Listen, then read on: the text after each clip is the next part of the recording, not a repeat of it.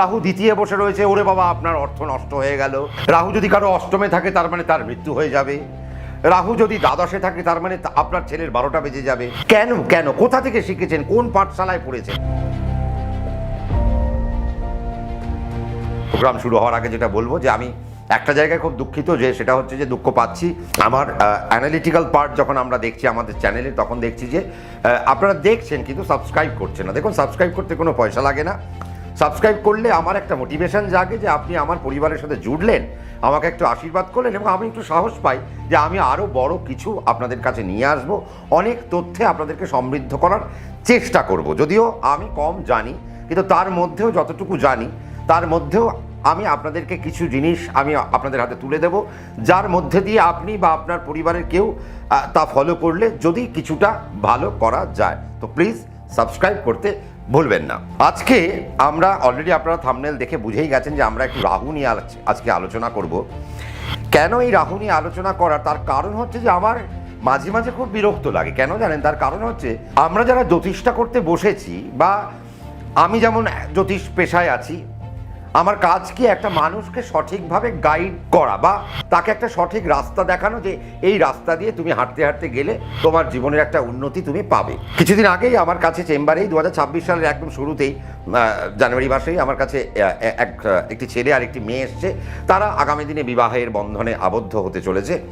তো আমি তাদের দুজনের ছকই দেখলাম, এবং ছেলেটির ছক দেখার পর আমি তাকে জিজ্ঞেস করলাম যে তুমি ব্যবসা কেন করো না?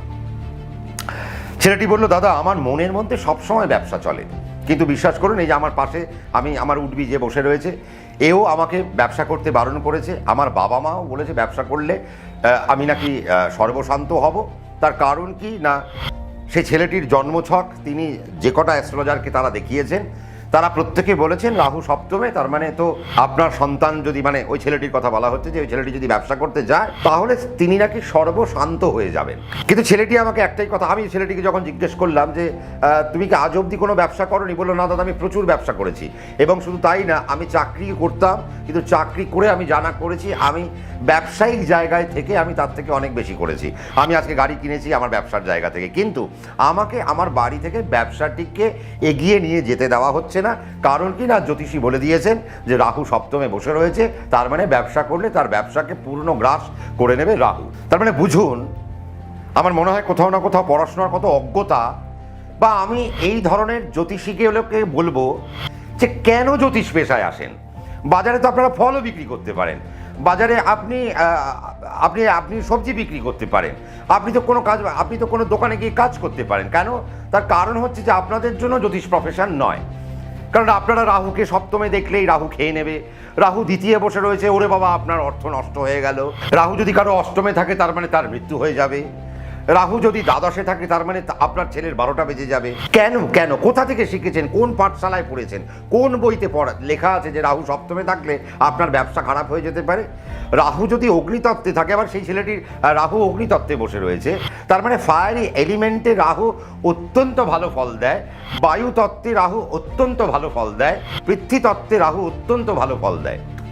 আজকে সেই ছেলেটি আমার কাছে যখন বসে রয়েছে, আমি যখন বললাম তাহলে তুমি কি আর আগামী দিনে ব্যবসা করবে না? বললো, দাদা আপনি যদি আমাকে একবার বলে দেন যে আমি ব্যবসা করতে পারি, তাহলে আমি সব ছেড়ে দিয়ে আমি কিন্তু ব্যবসা করব।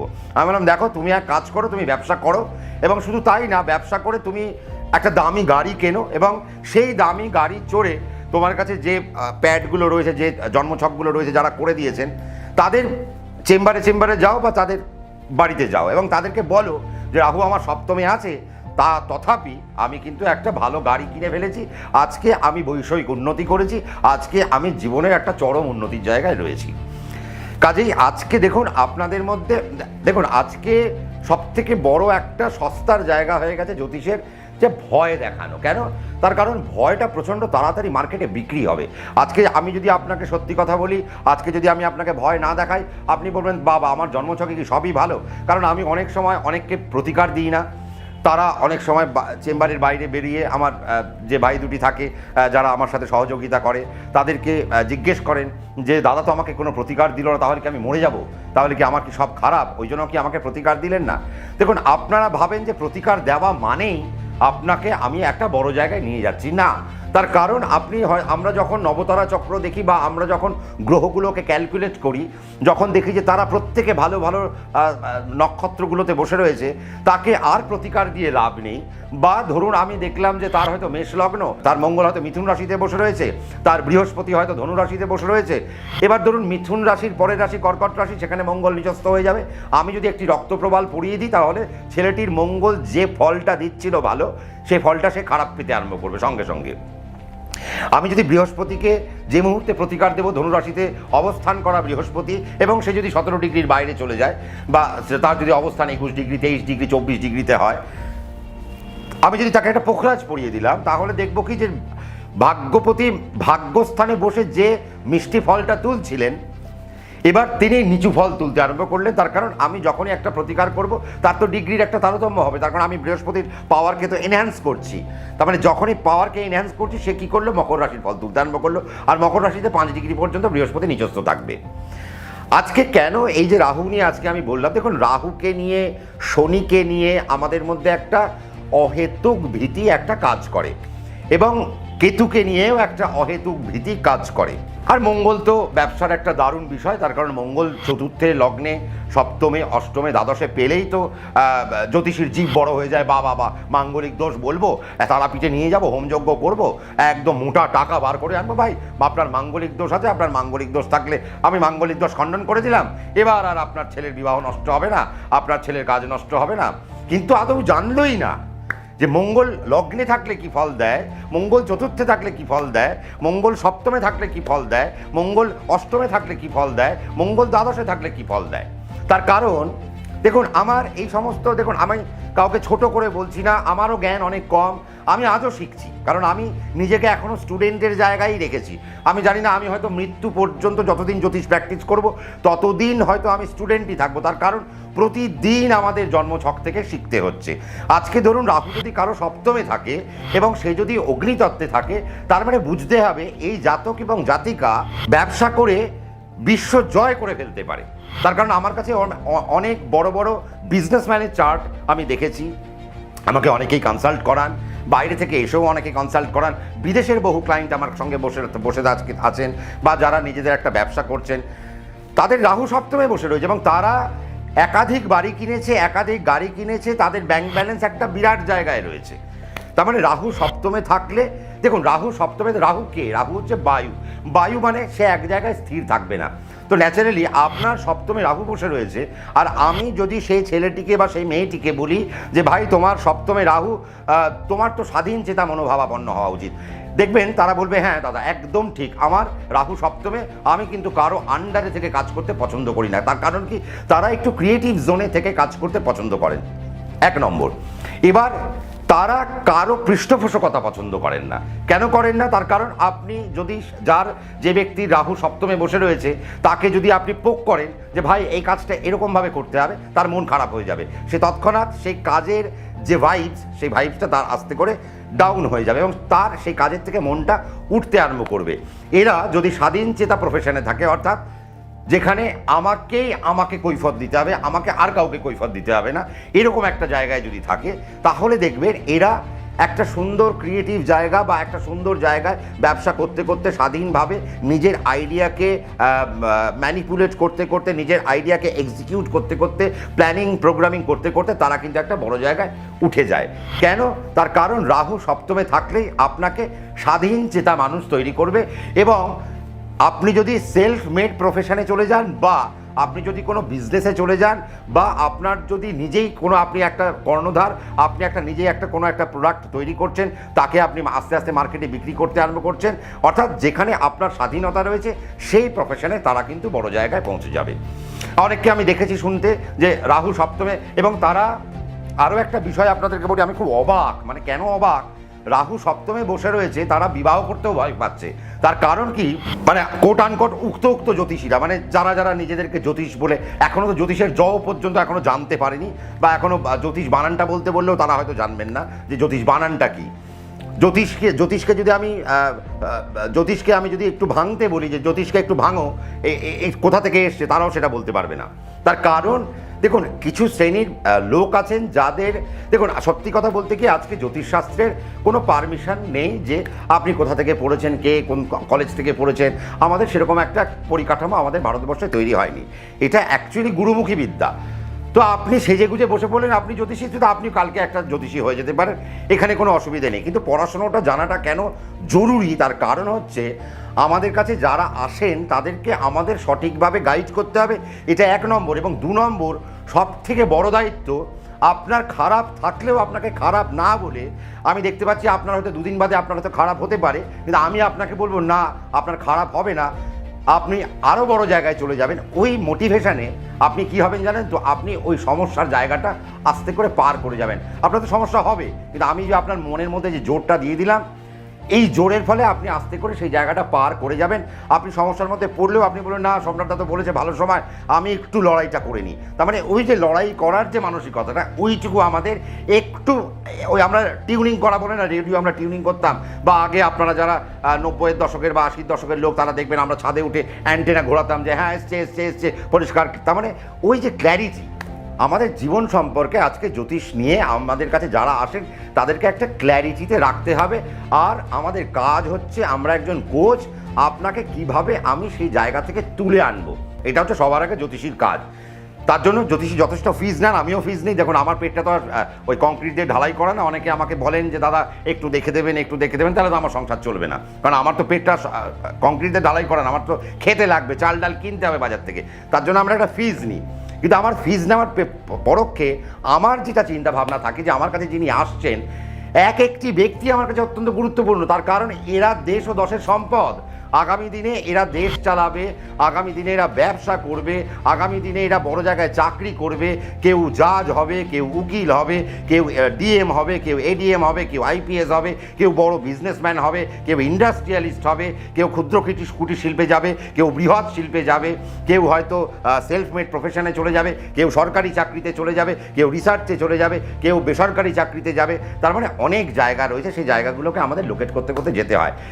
এই ছেলেটিকে আর মেয়েটিকে, ছেলেটি যেহেতু সপ্তমে রাহু, উক্ত জ্যোতিষী বলেছেন যে সেই মেয়েটিকে ভয় ধরিয়েছে যে আপনি যদি এই ছেলেটিকে বিয়ে করেন তাহলে আপনার মাথার সিঁদুর আর বেশিক্ষণ অক্ষত থাকবে না। তার কারণ রাহু সপ্তমে বসে ব্যবসাকেও খেয়ে নেবে এবং তার বিবাহটাকেও নাকি খেয়ে নেবে। তার কারণ কি না, সেই ছেলেটি নাকি, মানে এই ছেলেটিকে যে বিয়ে করবে তার মানে ছেলেটির মৃত্যু হতে পারে, বা সপ্তমে রাহু থাকলে, যার সপ্তমে রাহু আছে তার যে জীবনসঙ্গী তার বৈধব্য যোগ বা স্ত্রী বিয়োগ যোগ তৈরি হয়। মানে কি অদ্ভুত অদ্ভুত তথ্যাবলী না, যার কোনো মাথা মুন্ডু নেই। আজকে কেন আমি, হয়তো আপনারা ভাবছেন যে সম্রাট হয়তো রেগে গেলেন, না আমি রেগে যাইনি। দেখুন আমার কথা হচ্ছে যে আমরা যেটা করব, কারণ আপনার সন্তান আমার কাছে খুব গুরুত্বপূর্ণ। সে যখন আসছে আমার কাছে, তার সপ্তমে রাহু, অগ্নিতত্ত্বে রাহু বসে রয়েছে এবং রাহু অত্যন্ত ভালো একটা ডিগ্রিতে বসে রয়েছে। তার মানে আমাকে তাকে অনুপ্রেরণা দিতে হবে, ভাই তুমি চাকরির পাশাপাশি ব্যবসা করো এবং যদি পারো আগামী দিনে স্বাধীন চেতামূলক ব্যবসার দিকে চলে এসো বা স্বাধীন চেতামূলক প্রফেশনের দিকে চলে এসো। রাহু যদি সপ্তমে থাকে তাহলে তাদের লাইফ পার্টনার থেকে একটা ইনকামের সোর্স তৈরি হয়। এবং আমি যখন ছেলেটিকে বললাম যে মেয়েটি চাকরি করে না বা মেয়েটি কোনো ব্যবসা করে না, মেয়েটি বলল হ্যাঁ দাদা আমি ইম্পোর্ট এক্সপোর্টের ব্যবসা করি। তার মানে ভাবুন এই ছেলেটি এই মেয়েটিকে বিয়ে করতে যাচ্ছে। তার মানে আমি যে কথাটা বললাম আপনাদেরকে যে রাহু যদি সপ্তমে থাকে, আপনার জীবনসঙ্গী বা আপনার জীবন সঙ্গিনী তিনি কোনো কর্মরতা বা কর্মরত হতে পারেন।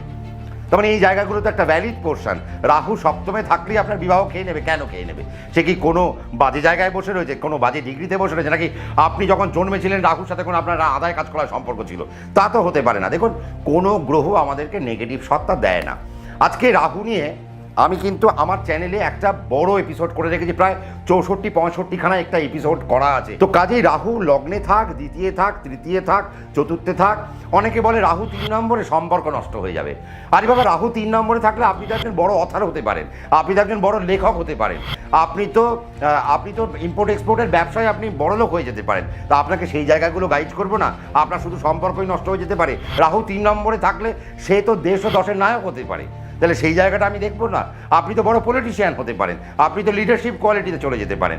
আপনার যদি লগ্নে রাহু থাকে, অনেকে বলে লগ্নে রাহু আপনার জীবন শেষ, তার মানে তো আপনি সারা জীবন ভুগবেন। আরে বাবা, লগ্নে যার গলা কাটা তার পিছনে শতেক বেটা, এ তো কে বলে গেছে? এ তো খনা নিজে বলে গেছে যে আপনার যদি লগ্নে রাহু থাকে তার মানে আপনি দেশ ও দশকে এক জায়গায় করে নিতে পারবেন। আপনার মধ্যে একটা লিডারশিপ কোয়ালিটি রয়েছে, আপনি দশ জনকে এক জায়গায় জুট করতে পারবেন, আপনি দেশকে এগিয়ে নিয়ে যেতে পারবেন, আপনি আপনার সমাজকে এগিয়ে নিয়ে যেতে পারবেন। আমরা সেই বুদ্ধিগুলো দেব না। আর দেখবেন আপনাদেরকে সব থেকে সমস্যা, আপনাদের মধ্যে মজা আমারও খুব ভালো লাগে যে আপনারা প্রচণ্ড ভয় পেতে চান যে দাদা কিচ্ছু খারাপ নেই। আমি যদি বলি না কিছু তো খারাপ দেখলাম না, আপনার তো ভালো এবং আপনার তো আগামী দিন গোল্ডেন টাইম, কি বলছেন দাদা আমার তো এখন একটা খারাপ। আরে বাবা, রাত্রি আসে কেন? দিন আসবে বলে ভয় পাবেন না। আর বেসিক্যালি যে জ্যোতিষীরা বলছে আপনার খারাপ আপনার খারাপ আপনার খারাপ, সেগুলো দেখবেন না দয়া করে। কেন জানেন? তার কারণ অর্ধেক জ্যোতিষী কিছু বোঝে না। আমি এই কিছুদিন আগে দেখলাম যে 2026 সাল কোন কোন রাশির কেমন যাবে এ নিয়ে একটা পডকাস্ট দেখছিলাম বাংলাতেই, কোনো একটি চ্যানেলে তিনি গেছেন রাশিফল বলতে। এবার তিনি রাশিফল বলতে বলতে তিনি বলছেন, এবার তার হয়তো 1 লাখ 2 লাখ লোক দেখছে হয়তো সেখানে। তার মানে ভাবুন, তার যে রাশিফলটা দেখছে এই 2 লাখ লোক পুরোটাই ভুল দেখছে। কেন দেখছে? তার কারণ আমি বলছি রাশির ফল। রাশি মানে কি? আমার মন, মানে চন্দ্র, মানে আমি চন্দ্রের থেকে যে ফল সেই ফলটা আমি হিসেব করছি। তিনি বলছেন রাশিফল বলতে গেলে লগ্নকে দেখতে হবে। ভাই, রাশির সাথে লগ্নের কি সম্পর্ক? লগ্ন তো নিথর, লগ্নের তো কোনো ভূমিকা নেই। আপনি বিরিয়ানি খেতে আপনার মনে হলো, আপনি সুইগিতে অর্ডার করলেন, আপনার বিরিয়ানি আসলো, আপনি হাত দিয়ে খেলেন, এইটা লগ্নের প্রভাব। আপনি সকালবেলা 5টার সময় উঠলেন, ভাবলেন না এবার একটু যাই, একটু ওয়ার্কআউট করে আসি, তার মানে ভাবছে কি আপনার মন, তার মানে ফল কার? আপনার মনের। তার মানে লগ্ন পরোক্ষ ব্যাপার, প্রত্যক্ষ ব্যাপার নয়। তার মানে তিনি বলছেন লগ্নের থেকেই হিসেবগুলো হবে। কাজেই আমার একটাই কথা, অনুরোধ আপনাদের কাছে, 2026 সাল এসে গেছে, অনেক বাধা বিপত্তি আমরা পার করলাম 2025 পর্যন্ত। 2020 থেকে ভুগছি মশাই, সেই করোনার পর থেকে। এক একটা বাচ্চা এখন শুধুমাত্র মোবাইলে অ্যাডিক্টেড হয়ে যাচ্ছে। এক একটা বাচ্চা সন্তানেরা তারা আস্তে আস্তে মা বাবার প্রতি বিশ্বাস হারিয়ে ফেলছে, ভক্তি হারিয়ে ফেলছে। আমরা তারপরে আবার কুম্ভ দেখলাম 2025 সালে, তার মানে আমরা একটা স্নান করে ফেলেছি যে না এবার একটু পবিত্র হব, নেগেটিভকে ধোবো। কিন্তু তথাপি 2026 এসে দাঁড়িয়ে আমাদেরকে বলছে যে দাদা কিছু খারাপ নেই। আপনি একটা খারাপ দেখলেন না, মানে তিনি আমাকে বুকিং করেছেন বা তিনি আমার যে ফিসটা দিলেন শুধু ওই খারাপটা দেখার জন্য। আরে মশাই, আপনার জন্মজয়ে 50টা ভালো রয়েছে, সেই ভালোগুলোকে কুড়োবেন কবে? আমরা কি আরও পিছিয়েই যাব নাকি আমরা একটু এগোবো? আমাদের জ্যোতিষশাস্ত্র কি বলে, আপনারা কি বলেন? জানি আমি অনেক বলে ফেললাম, আপনারা হয়তো রেগেও গেলেন, কিন্তু দেখুন আমি কাউকে অপমান করলাম না। আমি প্রত্যেককে একটাই কথা বলবো, কেউ যদি 1 ইঞ্চি কাজ করেন তাহলে ওই 1 ইঞ্চিটাকে জেনে কাজ করতে হবে। আমি জানি আপনাদের হয়তো রাগ হতে পারে, কিন্তু না, আপনারা রাগ করবেন না। আমার এই পুরো প্রোগ্রামটা দরকার পড়লে 10 বার শুনুন আমি কি বললাম, কেন বললাম, কিসের জন্য বললাম। তার কারণ জ্যোতিষকে আমি ভালোবেসেছি, জ্যোতিষ থেকে আমি ইনকাম করার জন্য না। ইনকাম সব জায়গা থেকে হয়। আমি যদি এখন পড়াতে বসি সেখান থেকেও আমার ইনকাম হবে, আমি যদি এখন কোনো জায়গায় কাজ করতে যাই সেখান থেকেও আমার ইনকাম হবে। আমি একটা কনসালটেন্ট, আমার একটা ভূমিকা আছে। আমার কাছে যারা আসছে আজকে, আমার কাছে 5 বছরের সন্তান, সে যখন আসছে তাকে আমাকে মোটিভেট করতে হবে সে কোন কোন জায়গায় যেতে পারে। তার মানে এই পুরো বিষয়গুলোকে আমাদেরকে জানতে হবে এবং মানুষগুলোকে এগিয়ে দিয়ে যেতে হবে যে ভাই রাত্রি তো থাকবে, বাট তুমি দিনের হিসেবটা করো, রাত্রির হিসেবটা তুমি করো না। রাত্রি কীভাবে পার করতে হয় তার টেকনিকটা জানো। এই জানানোটাই আমাদের কাজ। আর আমার এই 9 PM মোটিভেশনের কাজ কি? আপনাদেরকে উদ্বুদ্ধ করা আর সঠিক জ্যোতিষের জ্ঞানে একটু সমৃদ্ধ করা। তার কারণ আপনারা কালসর্প, মাঙ্গলিক, 7.5 রাহুর প্রকোপ, অমুক প্রকোপ, এই করে করে আজকে 2026 অবধি আপনারা আপনাদের সংসার নষ্ট করলেন। আপনারা শনির 7.5 প্যাঁচে পড়ে 7.5 বছর নষ্ট করলেন, যেখানে আপনাকে অনেক টাকা আপনার আসতো, যেখানে আপনার অনেক বড়লোক হওয়ার জায়গা ছিল, যেখানে আপনি মার্সিডিজ কিনতেন, কিন্তু আপনি ভয়ে ঘরে ঢুকে রয়েছেন।